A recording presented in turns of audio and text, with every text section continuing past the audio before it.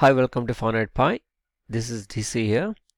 In this video, I'm going to explain how to use the counter features in ICODE SLIX2.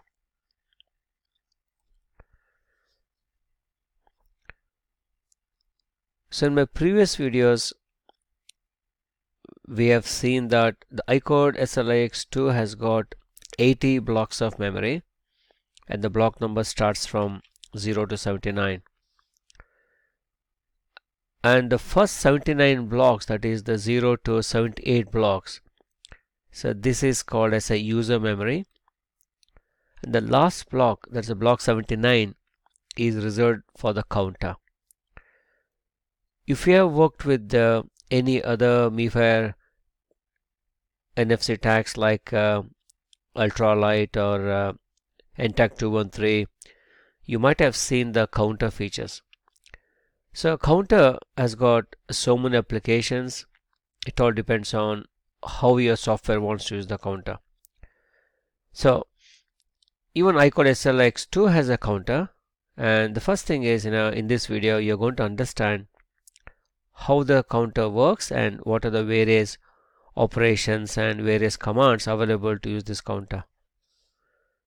So this is a 2-byte counter. This is 16 bits counter, and there are no special commands to do the counter operations. You also have 1-byte protection. So you can initialize the counter to any 16-bit value. However, you cannot initialize to the value 1. So you'll understand this better when you start seeing how the counter works. So as I mentioned here, there are no special counter commands. Again, if you compare this with the other tags from NXP like Ultralight C, there is a command to increment the counter or to add to initialize the counter. So there are no such things in this tag. You just use a single write block operation, just like the way you write a user memory. The same write block is used to either increment the counter or to set the value of the counter. So in order to initialize the counter to any value, you must know the right password. So here the initialization of the counter is by default protected by the right password. In the last video we have seen how to use the right password. So one more operations you can do on a counter is incrementing by 1, and this is always by 1. Again, this is just a simple write block command with a value of 0, 1. By default, in a brand new tag, the increment operation is not protected by any password. However, you can protect even the increment operations by a read password. So the read password protects increment operation and the write password protect the installation of the counter.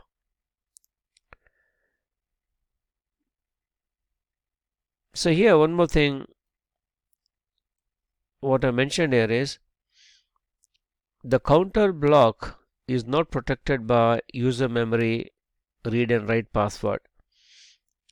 So what it means here is,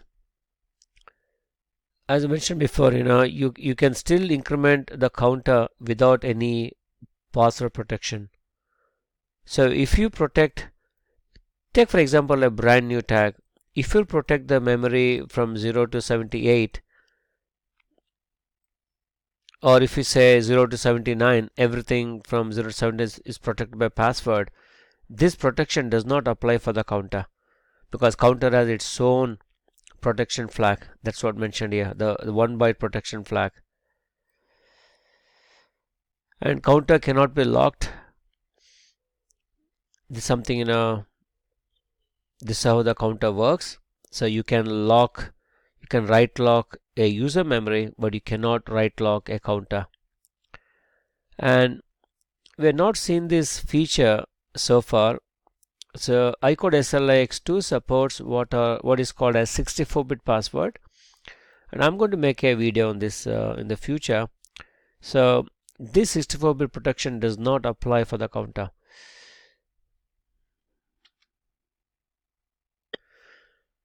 So this is the document from SLIX2. What our advice is, just search for the word counter, because the functionality about the counter is explained throughout the document. Now the only way to put everything together is by searching this counter.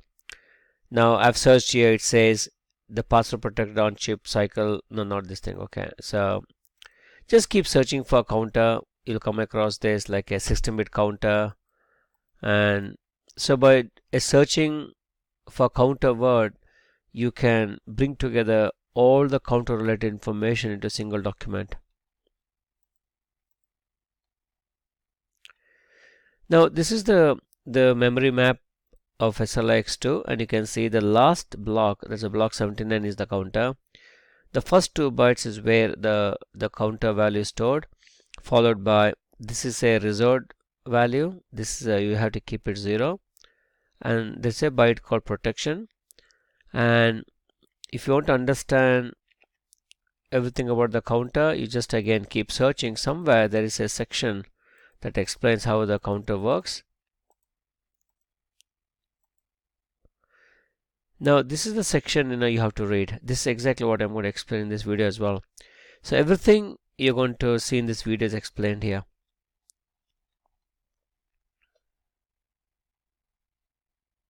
So next I'm going to show how the counter works. You can see I've connected my my PN580 board with Arduino, and I'm going to use the same tag I used in my last videos. So go here, go to the screen, first RF on, activate, go to system, get. So if you look at the release notes, there are a few changes that have gone in. So you should look for the version 2.6. This is where the counter functionality is added. Plus, it says the grid now shows the page and the protection on the grid. Now, I'm going to make a separate video on the page protection, because that's something very important concept in this tag. So if you, in fact, these 2 columns weren't there in the last video. Now this is something that has been added into this version of the software. If I go and hit the read tag,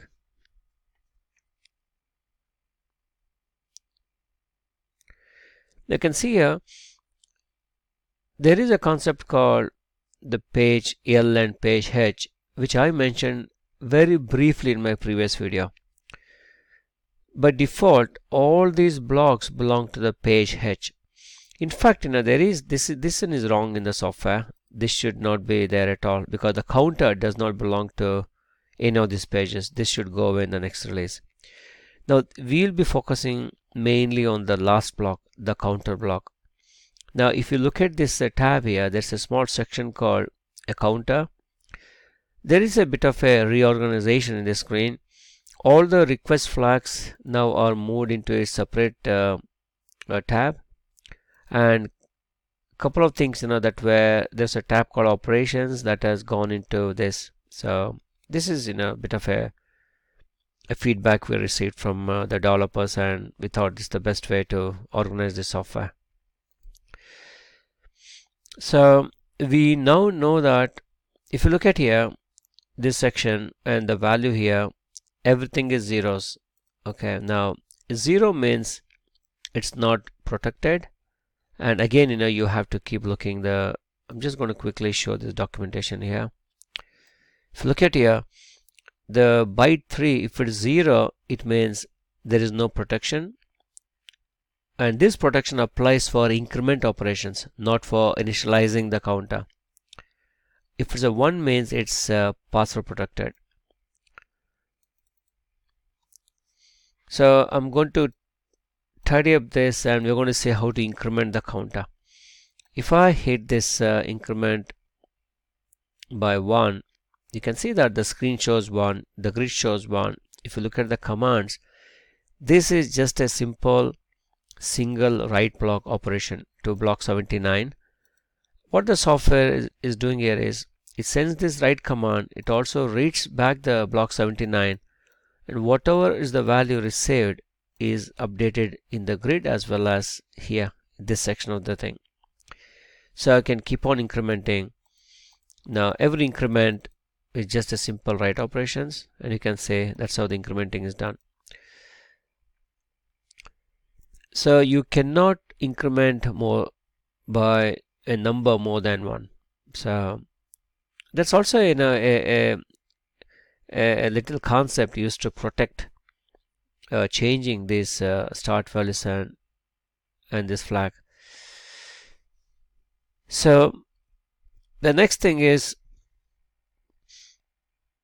I'm going to increment this thing. I'm going to set this password, setting the or setting the or enabling the password protection for the increment by 1 operation.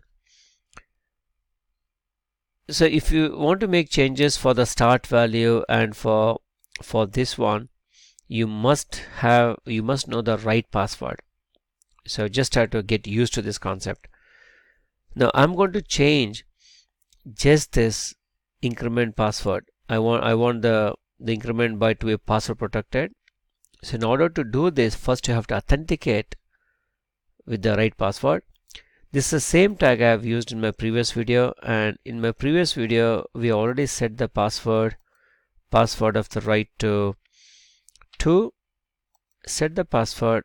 Now you can change this value. I'm going to tick this checkbox, and now I'm going to say write.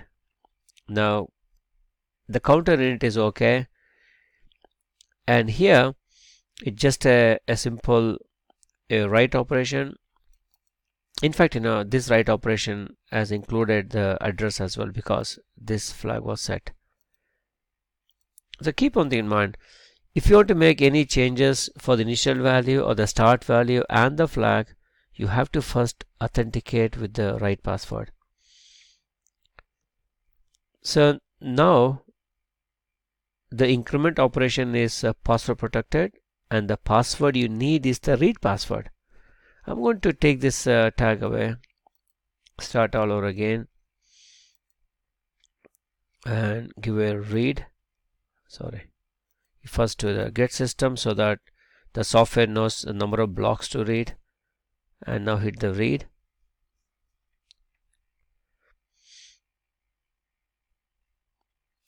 And if you go to the page number 79, you got that.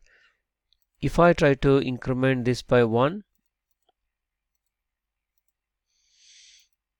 if I increment by 1, so you will get an error message, and it is an error, and we know why it is an error, because this is the increment is protected by read password. I have to first authenticate or send the read password. So do that, get the random number, set the address flag, and we know the read password is 1 set. Now if you click increment by, now it's incremented. So that is how you protect increment operations by the read password. Now assume that I want to reset this password to a value 0 or to a value 1. Again, resetting or setting the start value and incrementing, the both are done by a simple write block operation. And we also know that in order to increment by 1, the write operation sends the value 1. If you look at here, increment by 1. Okay, sorry, let's try again, incrementing again. Increment by 1, or remove this thing, make it simple. Okay, so the increment by 1, if you look at here, this is the write block operation with the value sent to 1. So writing a value 1 means incrementing. So that's the reason why you cannot set the start value to 1. Okay, because to set the start value to 1, you're going to send the value 1 here, which the tag thinks is increment operations. So in the documentation also is clearly mentioned here.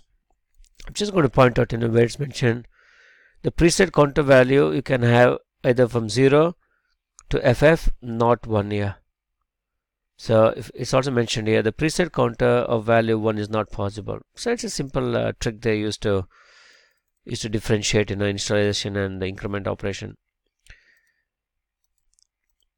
So I'm going to initialize this to the value, say for example 1000. Before you do that, if you try to do now, you will get an error message because it needs the right password to be set. Go to the flags, set the password. Now if I increment, set the initial value to here, it is set. And now if you start incrementing, you'll get 1001, 1002 onwards. I can also reset back to 0. Sorry, just 0 is enough.